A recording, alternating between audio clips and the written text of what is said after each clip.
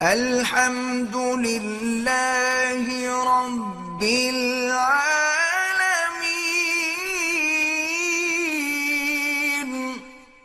کہتے ہیں جی کہ سبز پگڑی باندھتے ہیں یار جو مرضی آئے باندھے ہیں، بہرحال سبز پگڑی نہ قرآن میں ہے نہ حدیث میں ہے، باقی منع بھی نہیں ہے سبز باندھو، کالی باندھو، سفید باندھو۔ حضور نے ساری زندگی سفید باندھی ہے، اگر حضور سے عشق ہے تو پھر سبز کا کیا مانا؟ ایک دفعہ حضور پاک نے کالی پگڑی باندھی ہے جب مکہ فتح ہوا۔ بس چھوڑو تم ان باتوں کو، آج کل تو جناب پگڑیوں جو ہے نا ان کے رنگ سے بھی پارٹیاں پہچانی جاتی ہیں، واسکٹ کی سٹائل سے بھی پارٹیوں کا پتہ چلتا ہے۔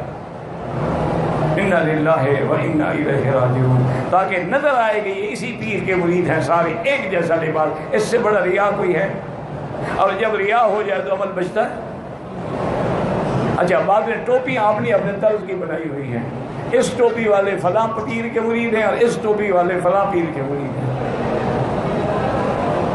بہرحال بھائی خدا خوش رکھے، ہم کیا کریں، ہم تو خود گناہگار آدمی ہیں۔ کیا کالا دھاگا ہاتھ یا ٹانگ پاؤں میں باندھے نظر کے لیے، یہ تو ہندو کی رسم ہے۔ اگر کسی کرشنا رام سے پوچھا ہو تو تمہاری مرضی، اسلام میں اس کا کوئی تعلق نہیں۔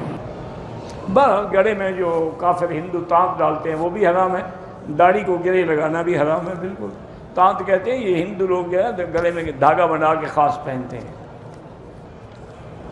اور داڑھی کو باقاعدہ گونتھتے ہیں۔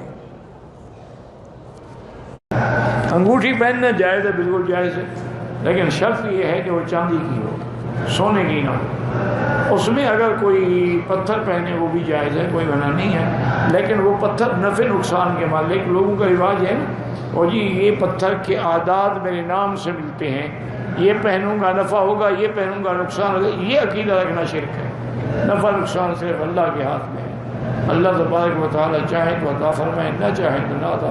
اچھا، جتنے لوگ انگوٹھیاں نہیں پہنتے ان کا کیا بگڑ جاتا ہے؟ اور جن لوگوں نے 5 انگوٹھیاں پہنی ہوئی ہیں ان کو کون سے جناب رقبے مل گئے ہیں؟ وہی جو دھمال کھیل کے بھیک مانگ رہے ہیں، گلے میں بھی لوہے کے کڑے ابھی سے ڈال رکھے ہیں تاکہ فرشتوں کو تکلیف نہ ہو۔ یہ تھی ناظرین آج کی ویڈیو۔ امید کرتا ہوں آپ کو ویڈیو پسند آئی ہوگی۔ آپ یہ ویڈیو اپنے دوستوں کے ساتھ شیئر کیجئے، چینل کو سبسکرائب کیجئے اور بیل آئیکن کو دبا دیجئے تاکہ آنے والی نئی ویڈیوز آپ کو ملتی رہیں۔ تو ملتے ہیں اگلی ویڈیو میں۔ اللہ حافظ۔